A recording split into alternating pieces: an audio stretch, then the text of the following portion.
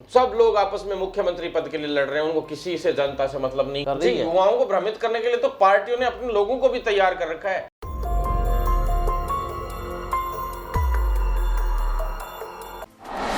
नमस्कार, मैं हूं आपके साथ प्रदीप आजाद और इस खास पेशकश में आपका स्वागत है। कहते हैं कि लोकतंत्र के निर्माण में युवाओं की अहम भूमिका होती है। चुनावी मोड़ कहीं भी का भी हो, चाहे किसी भी राज्य का हो, किसी भी देश का हो, वहां पर युवाओं की भूमिका काफी अहम मानी जाती है, क्योंकि वोटर्स में जो सबसे ज्यादा तादाद होती है वो यूथ की होती है। बात अगर करें राजस्थान की सियासत की, राजस्थान की राजनीति की, तो यहाँ भी पिछले कुछ समय से ये चीज़ें बहुत ज़्यादा, ये बातें बहुत ज़्यादा चल रही हैं कि इस बार जो 2023 में सरकार बनेगी, किसी भी पार्टी की जो भी सरकार बनेगी, वहाँ पर यूथ की भूमिका काफ़ी अहम होगी। अब जब बात यूथ की करते हैं तो फिर मुद्दे यूथ के भी उठते हैं, क्योंकि राजस्थान में पिछले 3-4 साल में जो लगातार कई ऐसे मामले सामने आए जो सीधे तौर पर युवाओं से जुड़े हैं, उनके भविष्य से जुड़े हैं, उनके रोजगार से जुड़े हैं। बात चाहे पेपर लीक प्रकरण की हो, बात चाहे भ्रष्टाचार की हो, बात चाहे युवाओं के क्राइम में, अपराध में दाखिल होने के, क्राइम के दलदल की हो, तमाम जो चीज़ें चल रही हैं, यहाँ पर भी सीधे तौर पर बात होती है फाइनली सियासत की, क्योंकि हर राजनीतिक दल खुद को ऊपर उठाकर रखता है और अपने विपक्षी पार्टियों को धकेलने की कोशिश में रहता है। राजधानी जयपुर में आज जिस तरीके से भारतीय जनता पार्टी, या यूं कहें कि भारतीय जनता युवा मोर्चा, दोनों साथ ही, अलग नहीं कह सकते, आज जिस तरीके से कुछ मुद्दों को लेकर उन्होंने प्रदर्शन किया, पुलिस की लाठियां खाई, वाटर कैनन का पानी को सहन किया, वो जो तमाम चीज़ें थी वो सियासी दायरे में बंध गई। सत्ताधारी कांग्रेस का सीधे तौर पर यह कहना कि वो युवाओं के साथ है, वहीं पर विपक्ष का ये कहना कि हम युवाओं के साथ हैं। आखिर युवाओं के उत्थान के लिए, युवाओं को आगे बढ़ाने के लिए कौन साथ में है, कौन उनके साथ नहीं है, आज मुद्दा यही होगा और इसी मुद्दे पर बातचीत होगी। और बातचीत के लिए आज हमारे साथ मौजूद हैं भरत बेनीवाल जी। भरत जी, कौन साथ है राजस्थान में यूथ के लिए? कौन लगता है, कांग्रेस, बीजेपी या कोई दूसरी पार्टी या कोई दूसरे नेता? कहानी क्या लिखी जा रही है राजस्थान में अगर यूथ की बात करें? और आपसे सवाल इसलिए कि आप जैसे काफ़ी लोग राजस्थान में यूथ के मुद्दों को लेकर लगातार संघर्ष करते रहते हैं। जी देखिए, युवाओं के साथ देखा जाए तो जो विपक्ष की भूमिका बहुत कम लोगों ने निभाई है। जो पार्टियां हैं, जो राजनीतिक दल हैं, वो अंत में जब चुनाव आते हैं उससे 6 महीने, साल भर पहले एक्टिव होते हैं। और अब देखिए, वसुंधरा जी भी 4 साल से गायब थी, अब अचानक से 1 साल में, इस 1 साल में, अंतिम जो 1 साल है इसमें एक्टिव होंगी, क्योंकि वो पिछली बार भी यही हुआ था। 4 साल तक कुछ समय तो शायद वो वसुंधरा जी लंदन ही चली गई थी। 2-3 साल उन्होंने लगभग, उसमें से एवरेजली 2.5 से 3 साल पिछले जो सेशन था उसमें उन्होंने लंदन में गुजारा था। एक बार गहलोत की बारी, एक बार वसुंधरा की बारी। ये ट्रेंड अभी राजस्थान में चल रहा है। और वो बेवकूफ़ी हम ही जो युवा हैं, चाहे जनता है, आम जनता है, जिसको लगातार ये शोषण भी करते हैं और उसके बाद कुछ करते भी नहीं, और उसके बाद दोबारा एक बार तेरी बारी, एक बार मेरी बारी वाली जो ट्रेंड है, वो इनका नहीं है देन, वो देन है हम खुद युवाओं की, हमारी जनता की, क्योंकि हम लोग समझ ही नहीं पा रहे हैं हमें करना क्या है। यानी गलती युवाओं की है। बिल्कुल युवाओं की गलती है। पेपर लीक हो रहे हैं, किसकी गलती है? युवाओं की गलती है। सबसे बड़ी बात, आप सिस्टम है, जैसे पूरा का पूरा सिस्टम तो खराब है, ये तो अपन ने 100% तय हो चुका कि सरकार का सिस्टम फेलियर है, पूरी तरह से फेल है, और उस सिस्टम फेल की वजह से जो है पेपर लीक नहीं रोक पा रहे। लेकिन आप देखिए, युवा भी खुद अपने आप में फेल ही है, क्योंकि हमारा युवा ये सोचता है कि ये मेरा पड़ोसी है, मैं इसके बारे में बताऊंगा नहीं, वो पेपर खरीद के ला भी रहा है ना, तो भी नहीं बताते हैं। मतलब जागरूक हम खुद नहीं है। भ्रष्टाचार, गलत काम हमारे आंखों के सामने हो रहे हैं।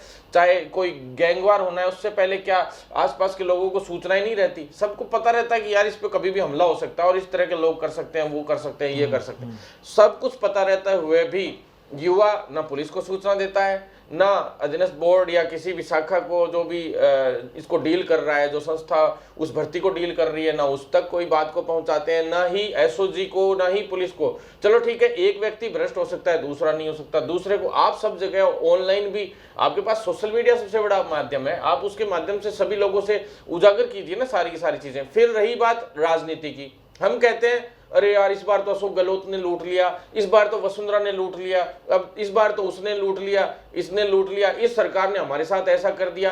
क्यों कर दिया? क्योंकि हम लोग खुद जागरूक नहीं है। जनता को खुद को जागरूक होना पड़ेगा। आप ऐसे लोगों को वोट देने से पहले आप स्वयं खुद, यही यूथ लास्ट में, अभी पेपर लीक का मुद्दा चल रहा है, पेपर लीक को भूल जाएगी, किसको याद करेगी? ये जाट है, अच्छा जाट जाट को वोट देगा, ये राजपूत है, राजपूत राजपूत को वोट दे रहा है। मैं इस सब की बातें नहीं कर रहा हूं, 50% से 70% लोगों की थिंकिंग बता रहा हूं मैं आज की तारीख में। ये मीणा है, मीणा को वोट देगा, गुज्जर है, गुज्जर को वोट देगा, टिकटें भी इसी हिसाब से दी जाएंगी। ये बड़ा दुर्भाग्य है।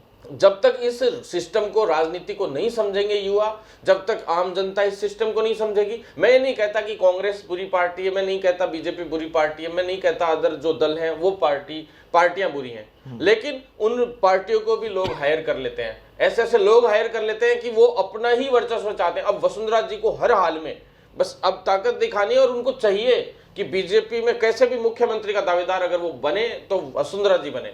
ऐसे ही सब लोग आपस में मुख्यमंत्री पद के लिए लड़ रहे हैं, उनको किसी से, जनता से मतलब नहीं। कोविड काल में राजस्थान सरकार एकमात्र पूरे भारत में राजस्थान एकमात्र ऐसा राज्य था जहां कोविड के दौरान सभी सरकारें अपनी जनता की सेवा कर रही थी और कोविड से लोगों को बचाने का काम कर रही थी। और अपनी सरकारें, अपने जिताए हुए विधायक होटलों में पड़े थे और वहां बैठे बैठे बढ़िया उनका आवभगत की जा रही थी, और ये जनता मर रही थी। कोई को ऑक्सीजन की जरूरत थी, फिर ऊपर से कहते हैं हमने ऑक्सीजन, यानी वो सियासी अपने खुद के ही झगड़े में सुलझाने में लगे। हम तो मेडिकल फील्ड से हैं, मैं मेडिकल फील्ड से, नेशनल प्रेसिडेंट होने के नाते से मैं खुद कह रहा हूं, उस वक्त हम लोगों ने इतनी सेवाएं कर रहे थे, और जब हमने इनको देखा ना, जो हालात हमने देखे कोविड के अंदर, हमें इतना ज्यादा हम अंदर मन से टूट गए कि इनको जनता से कोई मतलब ही नहीं, इनको किसी को कुछ लेना देना ही नहीं है। ये जीत के आगे जाति और धर्म और सब चीजों के नाम पे इनको जनता से कोई लेने देना ही नहीं है। जो युवा आज, कई नेता बड़े बड़े ठेकेदार बनते हैं, कोई जाटों का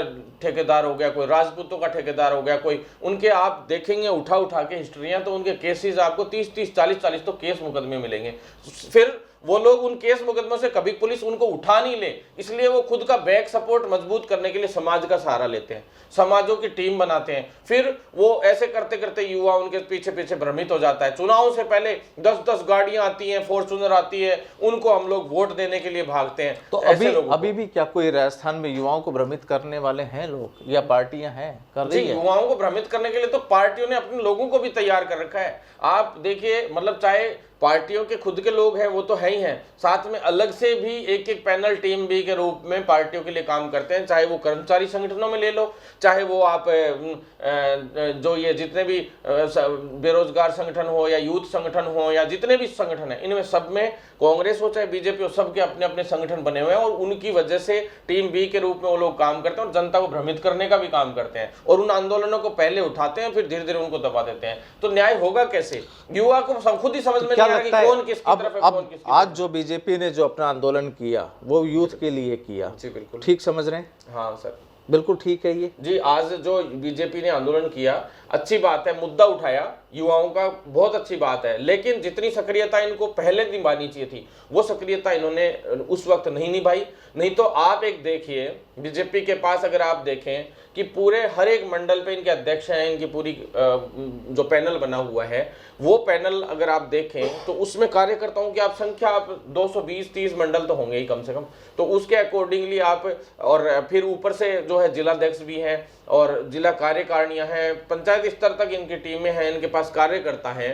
क्या आप देखिए कि इतनी हिम्मत है कि कांग्रेस यानी गहलोत साहब कोई गड़बड़ करे और राजस्थान सरकार कोई गड़बड़ करे, और ये चाहें तो इतना जबरदस्त विरोध दर्ज नहीं कर पाए कि जिस तरह से देखा जा रहा है कि कह रहे हैं कि ढीलापन चल रहा है अभी आंदोलनों में विपक्ष के। तो आप ये कह रहे हैं कि बीजेपी अब जागी है जब चुनाव का वक्त करीब आ गया? बिल्कुल, हर बार यही होता है, लास्ट के 1 साल में ये कांग्रेस क्या कर रही है जो अभी सत्ता में है? जी कांग्रेस तो देखो पूरी तरह से फेल होती नजर आ रही है। गहलोत साहब को क्या है इसलिए फेल होती नजर आ रही है कि गहलोत साहब जो है या तो उनको नीचे की जो ब्यूरोक्रेसी है वो फेल करना चाहती है, या फिर उनके आसपास के जो लोग हैं वो उनको गलत तरीके से इंटरप्रेट करते हैं और मतलब गलत तरीके से उनको जो भी गाइडेंस देना, जो भी चीजें हैं उनको प्रेजेंट करना और उनको बहकाने का काम करना, या फिर वो लोग इस तरह से गलत कर रहे हैं, या फिर खुद गहलोत साहब चाहते हैं कि भाई कांग्रेस ही खत्म हो जाए।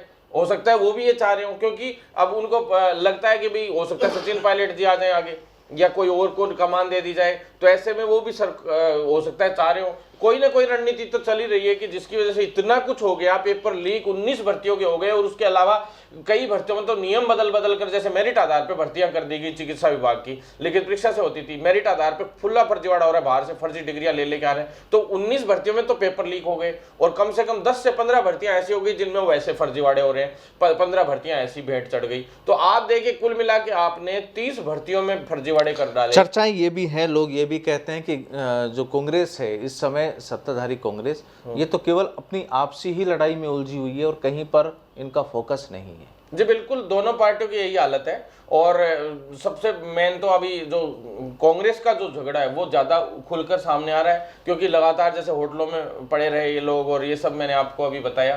तो जिस तरह से जो कांग्रेस का क्या है अभी खुल के सामने आ गया, क्योंकि उसमें सत्ता की लड़ाई अभी स्पेशली कांग्रेस अभी पावर में है और सत्ता में है, तो उसमें जो है सत्ता की लालसा के हिसाब से ज्यादा लड़ाई अंदरूनी टेंशन भी तो है इनमें। जी बिल्कुल, अंदरूनी पॉलिटिक्स भी चल रही है, अंदरूनी एक दूसरे के पांव खींचने के भी काम चल रहे हैं। कौन किसके पांव खींच रहा है? जी देखिए, अब वो तो जिसको सीएम बनना है वो सभी चाह रहे हैं कि भाई कैसे भी करके। वैसे दो गुट अभी इसमें जो सामने नजर आते हैं, जिसमें गहलोत साहब का गुट आता है एक सामने और एक सचिन पायलट साहब का। तो चक्कर ये है कि भाई सचिन पायलट साहब के गुट के कोई काम नहीं होने चाहिए, उनको रोक लो। तो वो अगर कोई मुद्दा उठाते हैं, छोटा मोटा बोलते हैं, तो उसको उधर से रोक लिया जाता है, या ये कर रहे हैं तो हो सकता है वो भी थोड़ा बहुत कोशिश करेंगे, इनका भी काम पूरा नहीं होना चाहिए। तो कुल मिलाकर कहानी देखिए सीधी सी ये निकल कर आती है कि चाहे बीजेपी हो चाहे कांग्रेस हो, कोई भी राजनीतिक दल हो, अगर उनमें अंदरूनी जो क्लेश जो है, अंदरूनी जो क्लैश जो चलता है, जो झगड़े चलते हैं, उनमें सत्ता की लड़ाई के साथ साथ, लेकिन उस सत्ता की लड़ाई वाली जो चक्की है, जो सियासी चक्की है, उसमें पिसती केवल आम जनता है। और जनता में भी सबसे ज़्यादा जो अपने भविष्य को संवारना चाहती है, यानी यूथ, युवा, उनको सबसे ज़्यादा धोखा मिलता है। यही कहानी है। जी बिल्कुल, यही युवाओं को और आम जनता को, शोषित वर्ग को, सभी को, चाहे कर्मचारी वर्ग हो, सभी वर्गों को, मजदूर वर्ग को, सभी को, कि सबसे ज्यादा तो चोट किसानों के साथ होती है। ये शुरू से 70 साल से, जैसे अब कहते हैं हर वर्ग है शामिल, किसान, मजदूर, तमाम वर्ग है, महिला, सारे स्टूडेंट सभी हैं। लेकिन यूथ की अगर हम बात करें तो यूथ सबसे ज़्यादा प्रभावी होता है, क्योंकि कहा जाता है कि यूथ ही आने वाले वक्त का जो भविष्य का जो निर्माता है वो यूथ ही होता है। बहरहाल बहुत बहुत शुक्रिया भरत जी हमसे बातचीत के लिए। नमस्कार।